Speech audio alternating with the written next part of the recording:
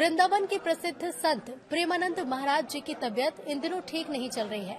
ऐसे में आप भी जानना चाहते होंगे कि फिलहाल उनका स्वास्थ्य कैसा है। तो प्रेमानंद महाराज जी का स्वास्थ्य वर्तमान में स्थिर है, लेकिन गंभीर किडनी समस्या से वो जूझ रहे हैं। उनकी दोनों किडनियां फेल हो चुकी हैं, जिसके कारण उन्हें रोजाना डायलिसिस की जरूरत पड़ रही है। ये समस्या पॉलीसिस्टिक किडनी डिसीज से जुड़ी है, जो कई सालों से चली आ रही है। हालांकि आधिकारिक अपडेट्स के अनुसार वो सचेत हैं, अपनी दैनिक दिनचर्या जैसे पदयात्रा और भक्तों से मिलना, सत्संग जारी रखे हुए हैं और धीरे धीरे सुधार की तरफ बढ़ रहे हैं। हाल ही में पंडित धीरेन्द्र कृष्ण शास्त्री ने भी पुष्टि की थी कि उनकी तबीयत एकदम ठीक है। सोशल मीडिया पर उनके स्वास्थ्य को लेकर कई झूठी खबरें फैलाई गई, जिन्हें महाराज जी ने खुद खारिज किया। उन्होंने कहा कि लोगों का दुख जो परिणाम देगा वो आप संभाल नहीं पाओगे, इसलिए सही खबर ही दें। भक्तों ने किडनी दान की पेशकश की, लेकिन महाराज जी ने विनम्रता पूर्वक अस्वीकार किया और कहा कि ईश्वर की कृपा से दोनों किडनी के बिना भी उतना ही समय जीऊंगा जितना एक से। विभिन्न धर्मों के लोग उनकी लंबी आयु के लिए दुआएं कर रहे हैं। महाराज जी ने भक्तों से चिंता छोड़कर भक्ति और राधा रानी के नाम जप पर ध्यान केंद्रित करने को कहा है। वृंदावन के प्रसिद्ध आध्यात्मिक संत प्रेमानंद जी महाराज के स्वास्थ्य को लेकर हाल ही के दिनों में सोशल मीडिया पर कई तरह की अफवाहें भी फैली, लेकिन आधिकारिक और ताजा अपडेट से ये साफ है कि उनकी स्थिति स्थिर और सुधार की तरफ है। वो गंभीर किडनी समस्या से जूझ रहे हैं, जिसके कारण दोनों किडनी फेल हो चुकी हैं और उन्हें रोजाना डायलिसिस की जरूरत भी पड़ रही है।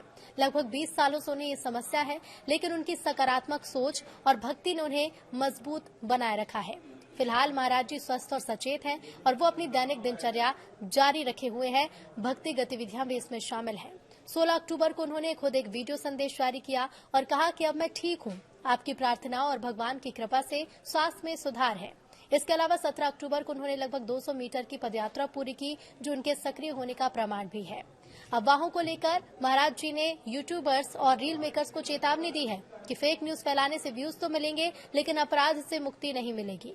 आश्रम ने भी भक्तों से केवल आधिकारिक अपडेट्स पर विश्वास करने की अपील की है। वे डायलिसिस पर फिलहाल निर्भर है, लेकिन किडनी ट्रांसप्लांट की पेशकश को उन्होंने अस्वीकार कर दिया है, ताकि किसी को भी दर्द न हो। उनकी किडनियों को वे प्यार से राधा और कृष्ण नाम देते हैं। महाराज जी के स्वास्थ्य के लिए देश भर में प्रार्थनाएं हो रही हैं।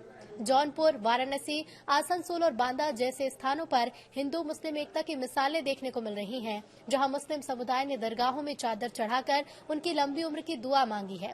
बागेश्वर धाम के पंडित धीरेन्द्र कृष्ण शास्त्री ने 15 अक्टूबर को आश्रम जाकर मुलाकात भी की और कहा कि महाराज की तबीयत एकदम ठीक है।